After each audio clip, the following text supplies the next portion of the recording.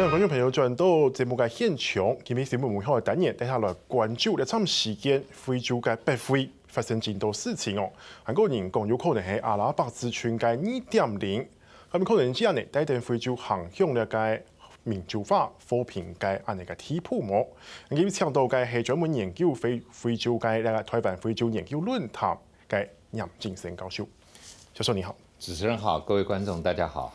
就是我们看这个最新的消息，昨天这个苏丹的这个强人总统，终于下台了。那他之前对于这个他们国内的各个抗争手段，其实是采取一个比较硬的、比较强硬的措施。那为什么突然这样子，一天突然整个大改变？我们看最近啊，就说几个在非洲的这个抗争，包括从阿尔及利亚到这个之前啊，前年年底的这个在辛巴威的抗争，就是当民众走到街头的时候，军人一开头可能就说会支持政府，但发现这个风向不对以后，他们反而会要求执政的这个长期执政的总统下台啊，所以军方等于是我们前两次看的辛巴威也好，或阿尔及利亚，某种程度是一种软性的军事政变啊，或者我们叫柔性政变。那苏丹这个状况有一点点像是真的政变，那但是也是不是军方就是忽然就是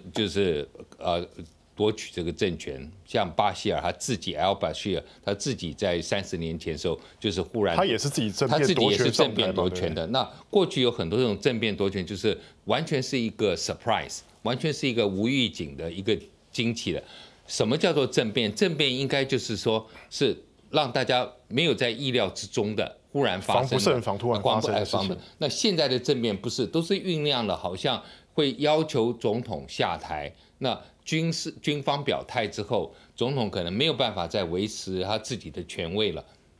被迫下台。我相信同样的这一次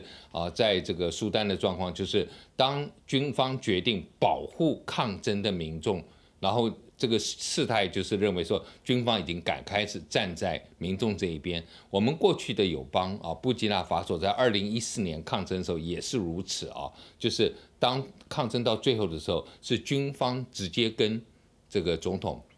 当时的总统龚宝雷谈了，就让他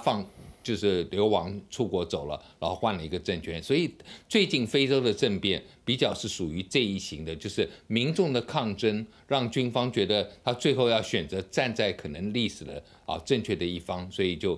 开始跟总统谈判，让总统能够离开职务。所以说，我们可以看出来说，像是这个苏丹，包括这个很多的非洲的政权，他们的总统都没办法掌握军方吗？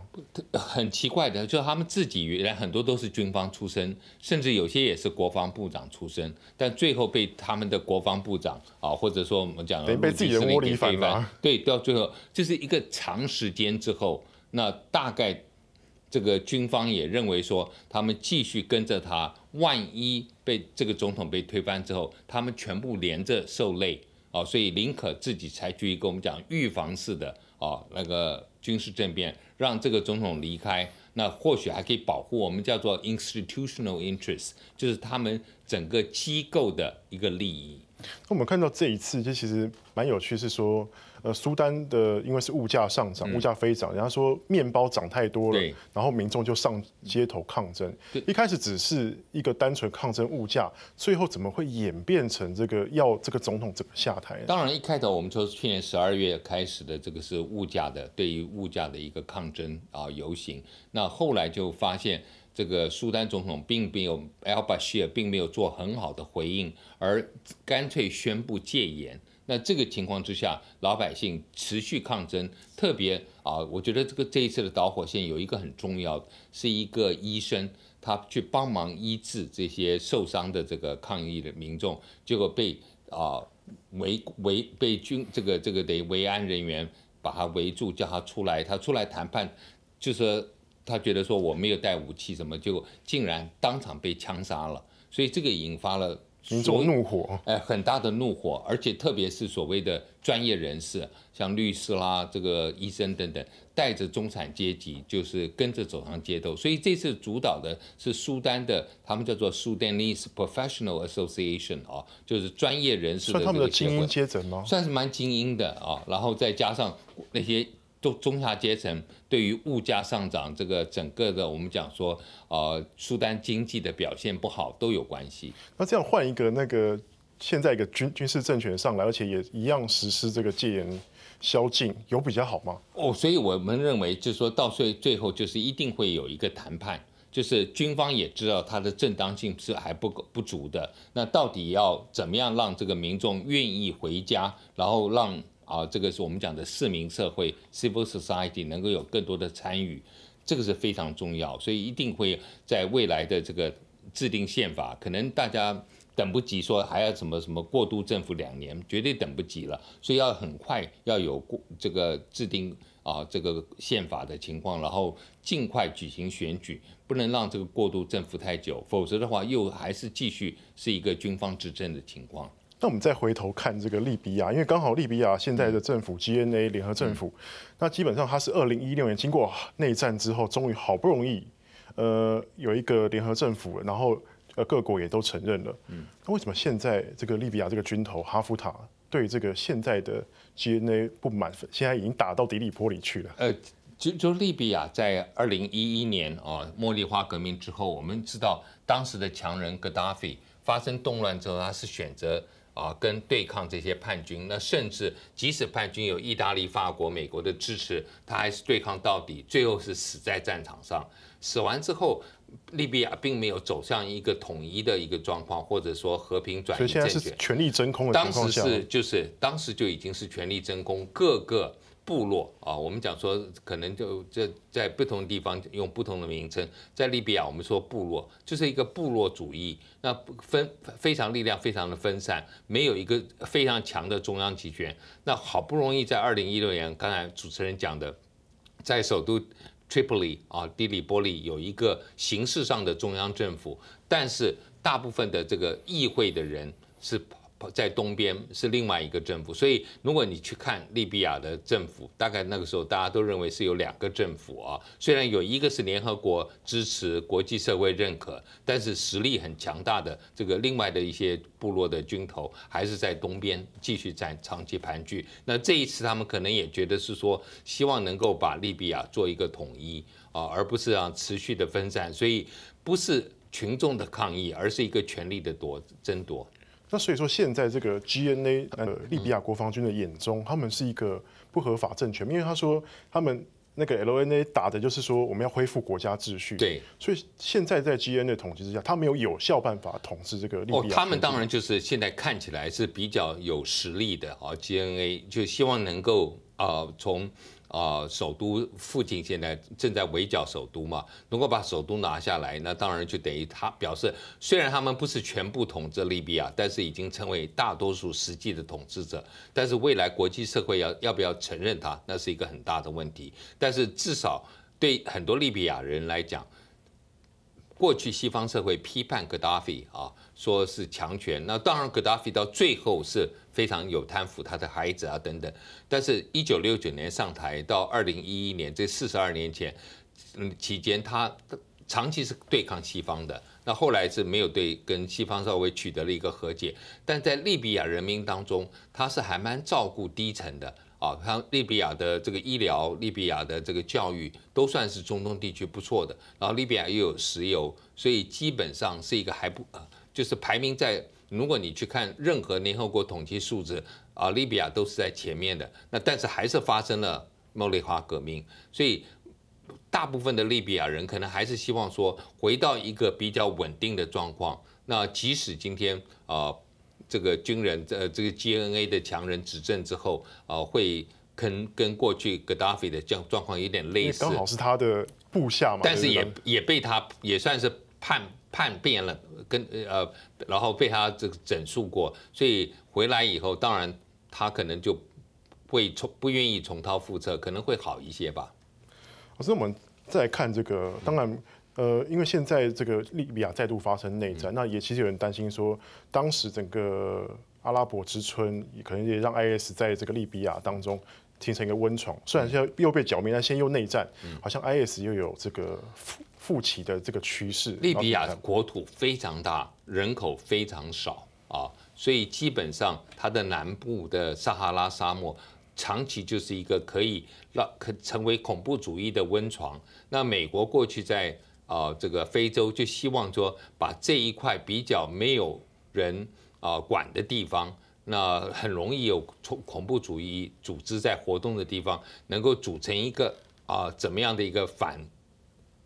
恐的一个联合组织。那看起来利比亚现在这一块又是一个大的一个真空，权力真空。所以利比亚的权力真空绝对不是好事。但是如果 GNA 能够完全统治利比亚，有效统治，那慢慢当然我觉得这个整个包括这个伊斯兰国能够立足的地方并不是那么大。但是如果它不能够有效统治，然后变成是一个内战，那因为现在在Tripoli 的这个政府，他觉得他是合法的，他觉得他有联合国的认证，有国际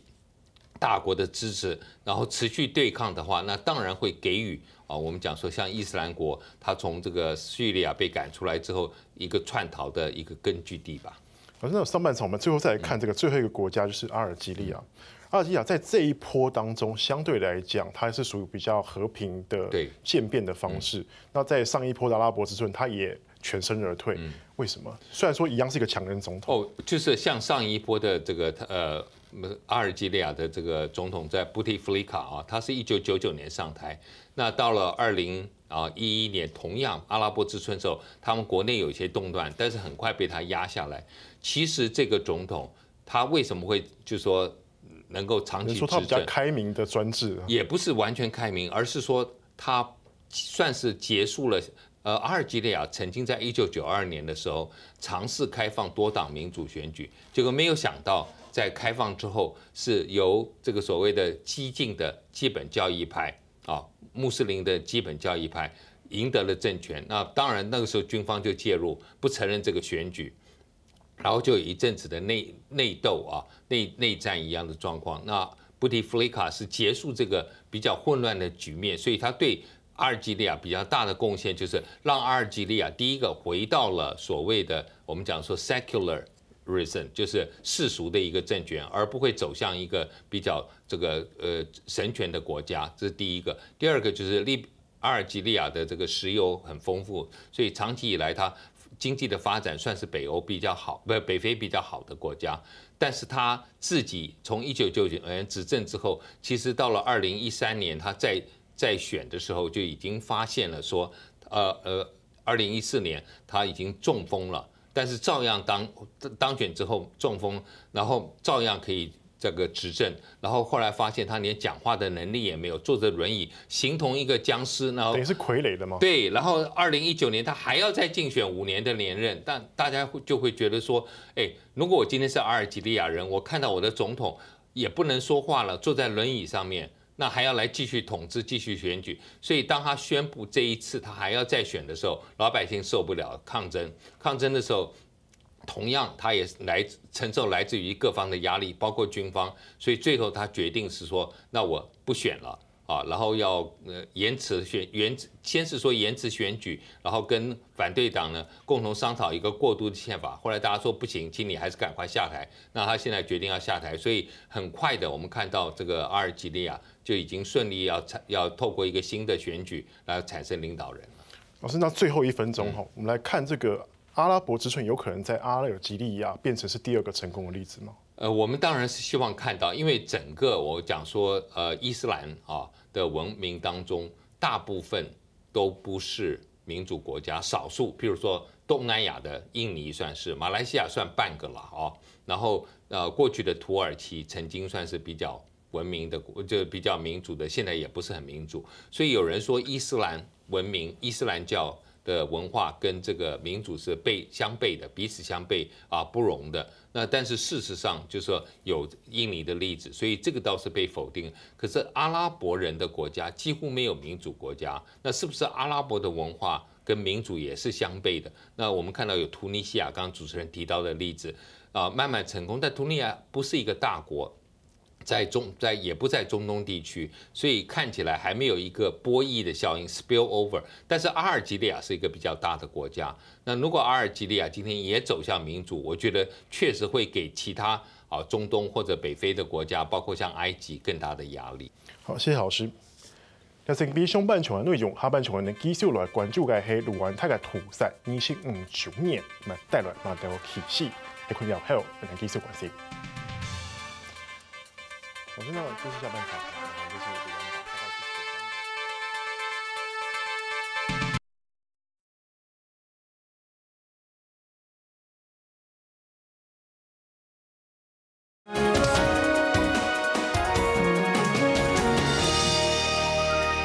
在關注全球討論現場，下半場呢繼續來看下盧安塔屠殺25周年。老師，那我們想問一下，來回顧這個盧安達大屠殺，1994年的時候，大概也在4月的時候發生。當時呢是這個胡圖族統治階級去屠殺本來的統治階級圖西族，然後造成這個80到100萬人的這樣的死傷。是為什麼會有這樣的感覺慘無人道的這樣的屠殺？我們知道，就是說胡圖族在這個盧安達大概人口比例佔85%那圖西族大概佔1%。可是從比利時殖民時代開始，比利時就偏待圖西族，認為他看起來比較高貴一些，所以應該是屬於統治的階級。這兩種人分不出來外面看起來就是說，一個可能鼻子比較高一點，瘦長一些。說比較有精英的特質，那一個比較臉圓一點、扁扁圓圓的臉，然後個子比較矮一點，所以覺得那個是被統治的普羅階級啊，這比利時人的認知。所以在殖民時代的時候，他們其實本來也分辨不出什麼，他們拿一把尺來去量你的鼻子高度啊。那做出了這樣分界之後，那圖西族當然自己覺得蠻驕傲，然後也因為這樣子，比利時給他們更多有教育的機會。所以在這個1959年的時候，已經看到那個非洲開始要完成這個叫做 decolonization 去殖民化，非洲國家要開始獨立。比利時人忽然發現，就說他要把政權交給大多數的胡圖族，因為胡圖族認為說，假使獨立之後是繼續讓這個少數的圖西族統治，那等於還是有殖民主義嘛。所以比利時做了一個等於是妥協，要把這個權力交給胡圖族，所以胡圖族在1959年開始就對這個圖西族做一個大屠殺。那當年的這個屠殺，就很多的圖西族就逃到了坦桑尼亞，甚至逃到了我們講北邊的烏干達。那這些在烏干達的圖西族，那後來就參加了烏干達的叛軍，讓烏干達的這個阿敏政權被推翻，然後讓這個 Museveni 政權上來。等到這個1987年 Museveni 上台之後，他們會覺得說，哎，我們已經在人家這邊寄居很久了，他們想回家了，該回家了。所以又開始對這個盧安達進行攻擊，這變成是一個反政府的叛軍，在從北邊要入侵盧安達，所以盧安達才發生了內戰。在這個時候，他們的總統在做一些協調，跟參加區域的領導的一個會議，回到盧安達的時候，這個是胡圖族的總統，竟然他的飛機被打下來，同時在上面還有一個就是普隆蒂的總統一起，兩個人都死掉。那這一個就變成是一個導火線啊，讓胡圖族的激進分子擔心這個圖西族要復辟了，所以就開始大殺圖西族啊。那這個時候，這個從4月7號開始，大概到7月。差不多接近100天左右，殺了差不多70-80個，包括很多我們講溫和的胡圖族，就是他不願意參與這樣子的屠殺，結果也被殺了，等於是殺紅眼了。那這個期間為什麼國際社會沒辦法介入或沒有給予太高的注意力？第一個，1994年的4月份，南非舉行第一次的我們講說後種族隔離的民主選舉。Mandela 當選總統，那大部分的你知道媒體焦點都聚集在南非，這是第一個。第二個，聯合國當時是有派維和部隊去處理他們這個圖西族的叛軍啊，這個就我們講說愛國陣線打進來，他們有一些這個停火協議，但是停火協議不表示你能夠介入双方的冲突，你只能是说在那里，万一他们真的打起来，你也没有办法做，所以联合国也没获得授权而且就是说，如果这个联合国要介入，一定要有很清楚的定义，说这是一个大种族灭绝 genocide， 但是始终联合国不愿意定义这是一个 genocide， 所以就没办法介入，所以才会造成就是说3个月之内有这么多的图西族跟温和的胡图族被屠杀。那时候就像卢安达饭店这部电影里面讲到说，我们是来维持和平的，不是来创造和平，是不是像这样的背景？我觉得就是联合国这个长期我们叫做维和部队，对不对 ？Peacekeeping。那当然，我们很多人希望联合国是 peacemaking as well， 就是也能够创造和平甚至就是说能够在这个有更积极的介入，当有这种种族灭绝这种大屠杀的时候，有按照新的一个概念，就是说 you have responsibility to protect， 叫做 R2P R2。那个就是就是你有责任要尽保护的责任。那可是当时这个概念还没有完全成熟，所以很可惜就没有介入，才造成这么大的一个悲剧。当然，在这个惨剧当中，其实很多人都认为说美国的角色没有及时介入，所以美国某部分来说，他也要负这个责任。那另外就是法国，他帮助了那个卢安达的胡图族训练军队。法国也有责任我们认为法国的责任是比较大的就胡图族政府因为靠法国支持，然后即使在刚开始大屠杀的时候，法国并没有就是说谴责，然后让这个胡图族的激进分子持续的采取这样的暴力行为。可是到了这个卡加米，就是代表爱国阵线的这个领导人从北边打进来之后，算是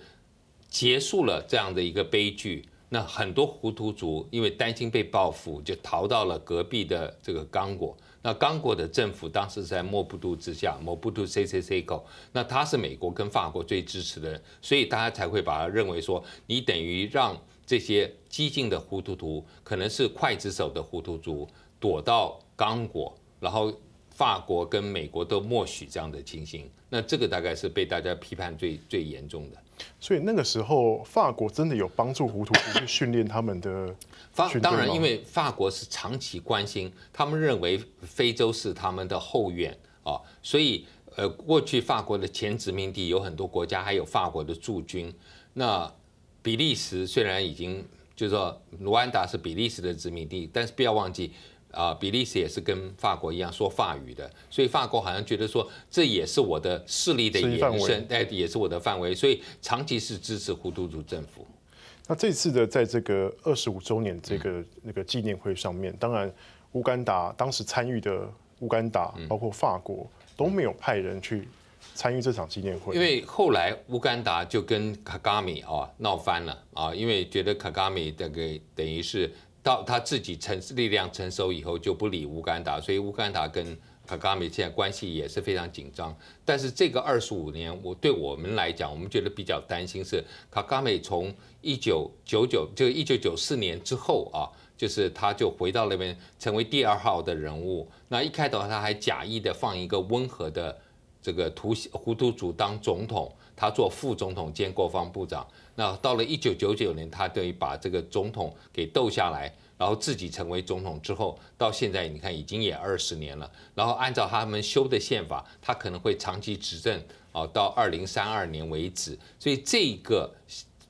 卡加米这个长期执政这个威权统治，会让大家担心说你是少数族群图西族。你只有15%，你怎么能够统治那么久？那而不会遭到胡图族的报复，这个是第一个。第二个，就他采取的一个政策是说，我们不要再谈胡图族、图西族，以后没有了，教科书里头、小学我们都没有了，以后我们都是卢安达人。但是你能够这样子把这么强烈的认同就一笔勾销，我们也不知道。那所以在这样的一个威权统治之下，看起来卢安达到底是不是只是把种族的这个冲突的种子？这个原因暂时压下，未来会不会爆发？但从另外一个角度来讲，卢安达可能是非洲少数这个比较不贪腐的国家，就是政府官员那他管得很严。第二个就是他的经济发展非常好，所以卢安达他的总统卡加美是希望说，借着经济成长之后，照顾到所有胡图、图西族、所有的卢安达人，那让他们彼此之间的仇恨会不会因此而消灭？我觉得这一个大概是我们纪念25周年一个非常要去严肃思考的问题，就是如果经济都成长，大家生活改善，会不会减少族群冲突？我认为还是很难，尤其他这样长期执政，你应该还是要做一些更多的权力分享才行的。所以说，这个图西族跟胡图族之间的这样的情节纠结，应该不是这个卡加米总统说。我们要记得这个历史，但是我们要学会原谅，这么简单就解决了。当然，因为大家现在觉得选择原谅可以，可是我们还是要更多的真相，就是当年胡图族这个总统所搭的飞机究竟是被谁打下来的？有人说是这个卡加美下令让这个爱国政权把它打下来，也有当时卡加美的讲法是说，这是被胡图激进分子把它打下来之后，让胡图的激进分子有更多的理由借口来屠杀这个图西族。可是这样的一个说法，到现在为止有各种不同的这个版本。那所以我们看到的是，这个没有一个真相的情况之下，很难真的达到说到底是这个。图西族应该是原谅胡图族，还是说胡图族他们今天因为总统确实是被图西族给谋杀了之后，他们才会有这样的一个情绪的反应？所以像这个卡加米现在用图西族的这个身份讲的这些话，它其实效果还是很有限的。我觉得是比较有限，除非他的精神证明。